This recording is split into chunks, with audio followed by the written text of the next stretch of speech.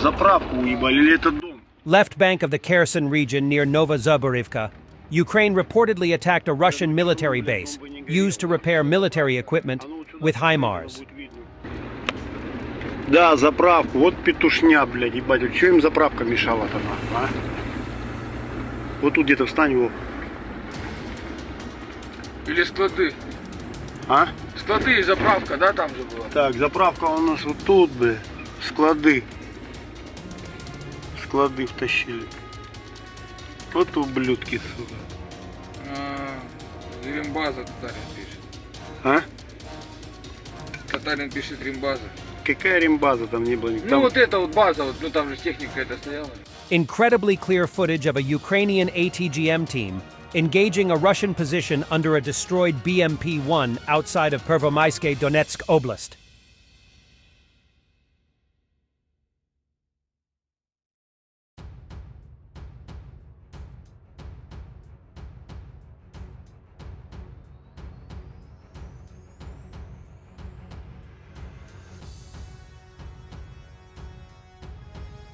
A Russian tank with a large number of infantry is blown up by anti-tank mines in another Russian meat assaults near Terny.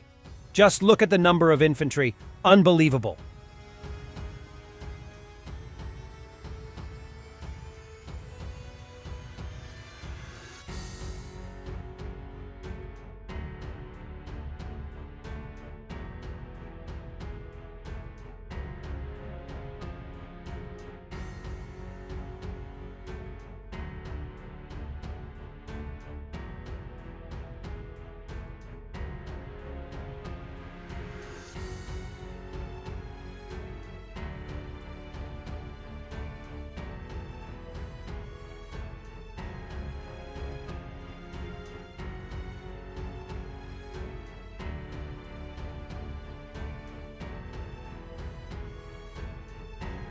Unveiling the truth, debunking the myth of Ukraine running out of men.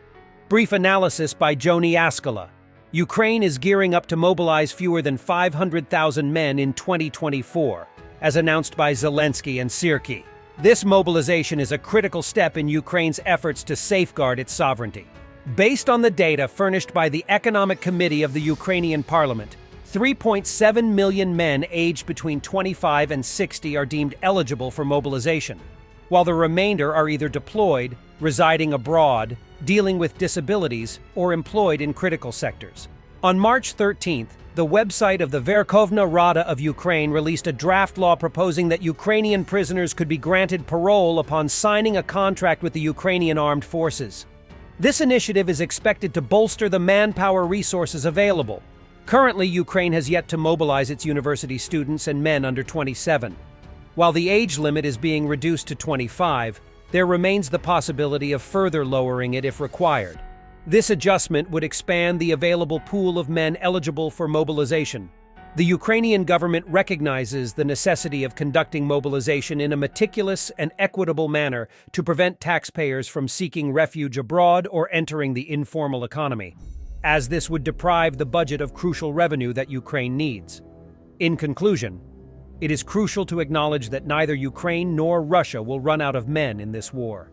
The Ukrainian victory will result from Russia's failure to achieve its strategic aims, rather than from either side experiencing a serious shortage of manpower.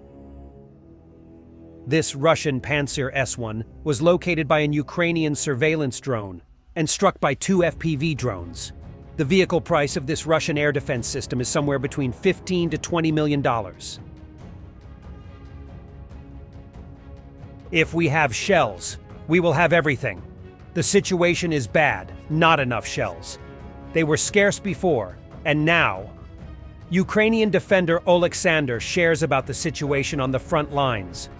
Погана ситуація, мало снарядів. Тільки до цього було мало, зараз взагалі практично немає. Те, що нам дають, так, на півгодини роботи максимум. Виїхати один раз відпрацювати і все, більше немає. Впливає на те, що ми просто здержуємо їх. І то не дуже якісно, тому що немає снарядів. Є снаряди, вони б не просунулись би так далеко. Так що, тільки треба снаряди. Будуть снаряди, буде все.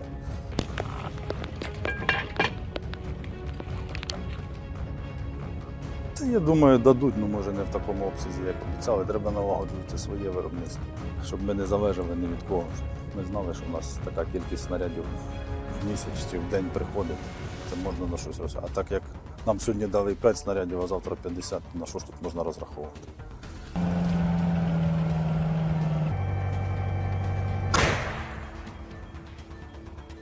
Відпрацювали по живій силі противника, трошки поганяли їх по бліндажах і заїхали обратно.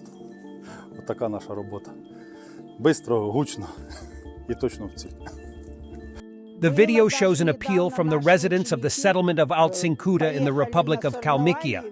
They say they voted for Putin because they haven't given up hope. There is no road and water in the village for several years. They ask to share the video. People are literally surviving. To leave the settlement, one has to wait for good weather. No one from the sphere of rendering any services can come to them. There are no groceries in the stores because there is no way to bring them in. If something bad happens, an ambulance or any personal vehicle simply won't get through. They keep voting for Putin. Было даже недавно наши ученики поехали на соревнования, вынуждены были пешком аж идти. Хорошо, хоть родители встретили. Мы с надеждой все пошли, проголосовали, потому что в нас до сих пор живет надежда. Надежда на лучшее будущее. Вот мы чему. Все, молимся, Хархендер.